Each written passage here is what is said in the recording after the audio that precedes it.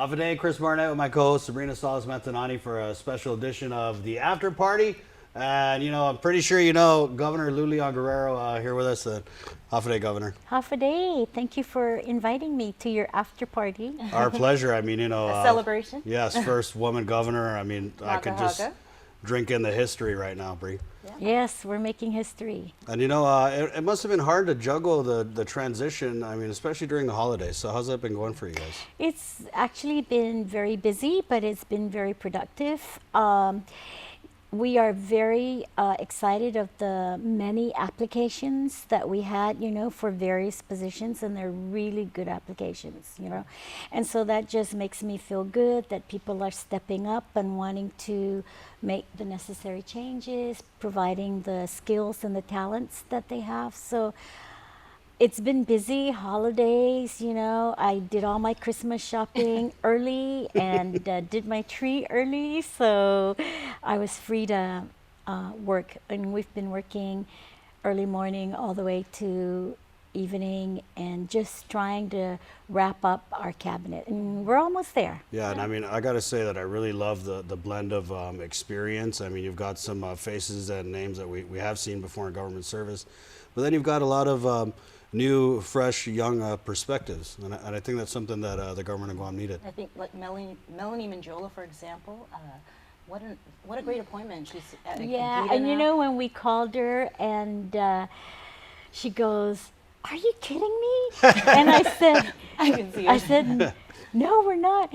That's the dream of my life," she said, is to, her background is in finance and economics, right? And so she's always been wanting to be in the fold, right? In the center of the economic. And so this is an opportunity that she's really welcoming, and we're excited. We've talked about lots of things, how we can stimulate agriculture on Guam, aquaculture, telecommunications, what we need to do to, I think, revitalize GIDA and make GIDA do what it's supposed to do and not just be a public financing institution, right? Which is important also, but I think we need to really focus on business development, focus on how we can entice other industries to come into our island, how we can take the opportunity of telecommunications, growing that. We have like 11 cables that are coming in.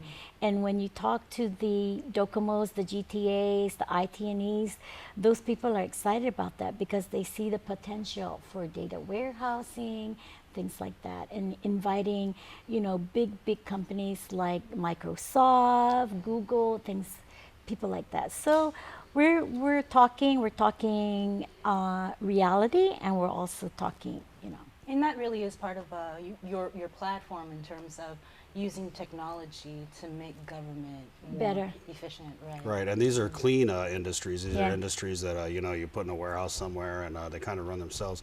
Going back to Melanie, the future is Famalawan, and you're seeing a lot of appointments that you're making.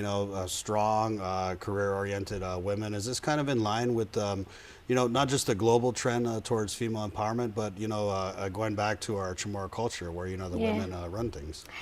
I think this is the beginning of good things for women. It's you see it nationwide. The House of Representatives is now majority Democrat, and lots of women, more so than before. And then you're also seeing women in state governments, right?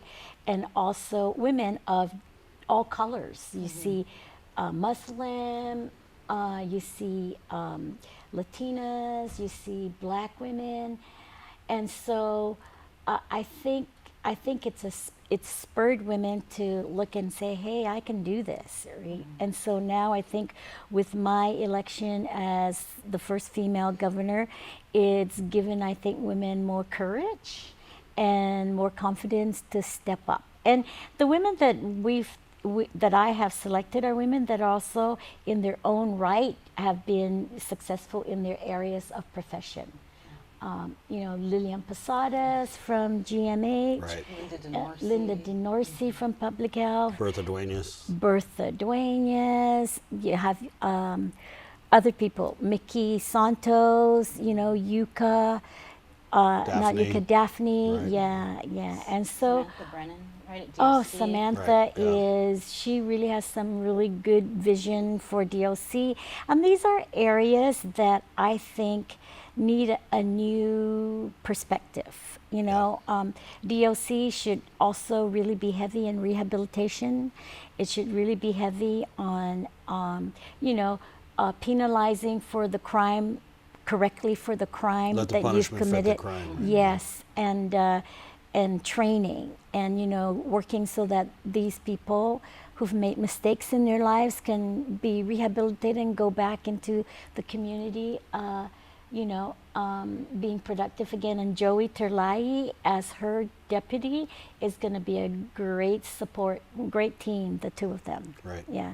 And then of course we have Chief, now acting Chief Steve Ignacio, and I Right. loved his demeanor when we interviewed him. And He's you kind of know, a cop's cop. yeah, but he's also, he's very articulate. Yeah. He's quiet, he's calm. I think he's the kind of guy that I would love to have in a crisis situation. Right. You know, thinking, he's deliberate. When I asked him, hey, Captain Ignacio, what is the one word that describes you the best? Right away, fair.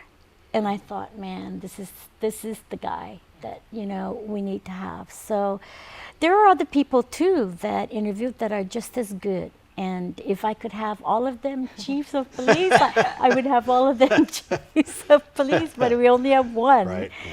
Right? So I'm excited. I'm excited to what's going to happen in this year. And Josh and I are you know, running. We're right there. We're urgent about stuff. And, you know, we know exactly what our platform is, what we want to do. We're going to focus really heavily on finances.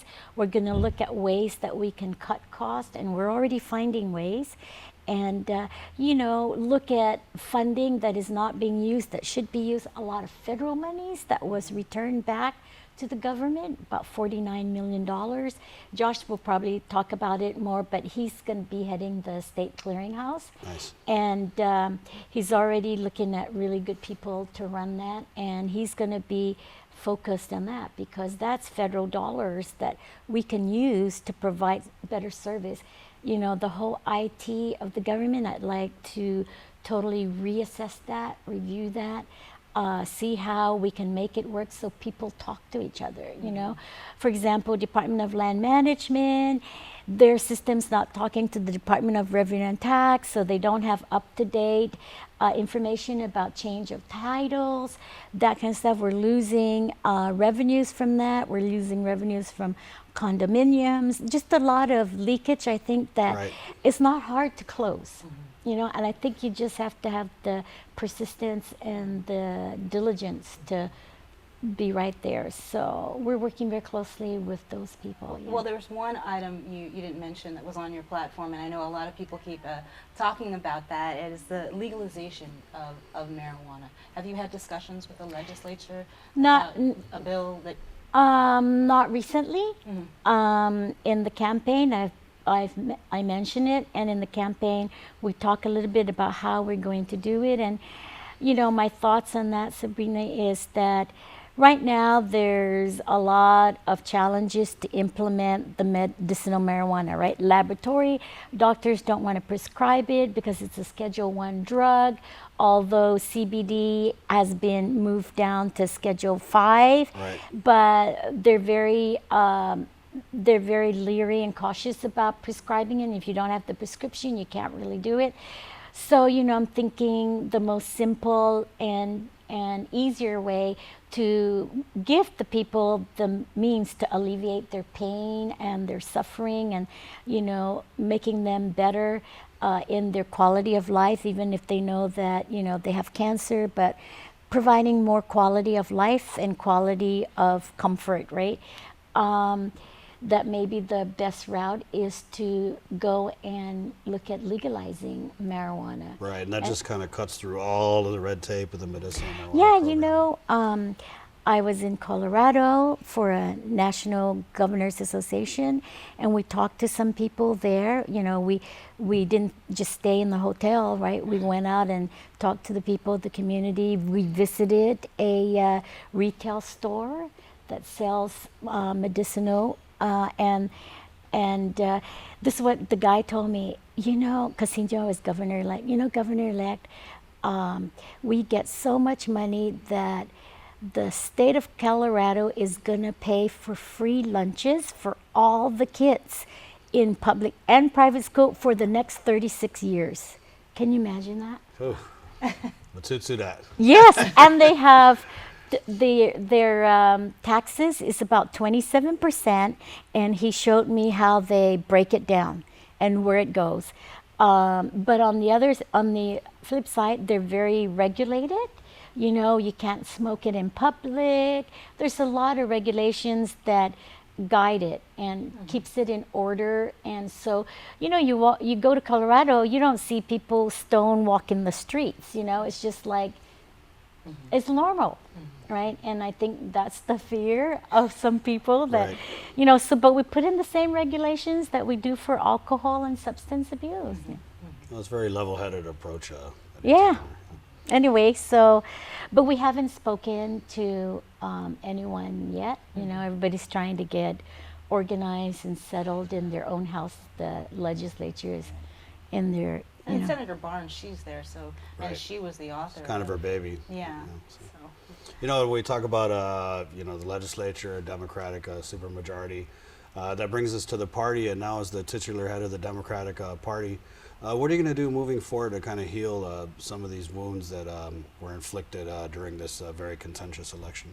Well, one of the biggest thing is we have the support of former Governor Carl Gutierrez, and he has a big, you know, following. Right. And so during our campaign, during the general election, we folded in their people. We used them as leadership people, and we worked very closely with the governor, and he's very, you know, he comes from a very principled Democratic principles, and he was also very encouraged to unite the party, right?